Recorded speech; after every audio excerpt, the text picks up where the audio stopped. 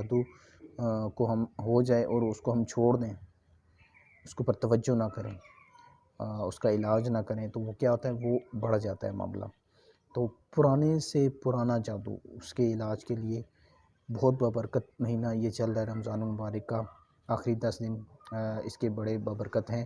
یہ وظیفہ آپ انہی دنوں میں آپ کریں تو انشاءاللہ عز و جل آپ کو اس کے 100% فوائد ملیں گے۔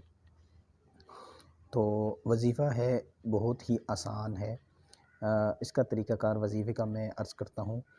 کہ آپ نے کرنا یہ ہے کہ آپ نے اپنے سامنے پانی، تیل اور لونگ، یہ 3 چیزیں رکھنی ہیں۔ لونگ کے 7 دانے رکھنے ہیں، اور کرنا یہ ہے کہ آپ نے ان کے اوپر پڑھنا ہے 11 مرتبہ درود شریف، اور پھر 40 مرتبہ سورہ فلق، 40 مرتبہ سورہ ناس، اور 121 مرتبہ سورہ کوثر، اور سورہ قلم کی آخری 2 آیتیں یہ بھی 21 دفعہ پڑھ کے ان کے اوپر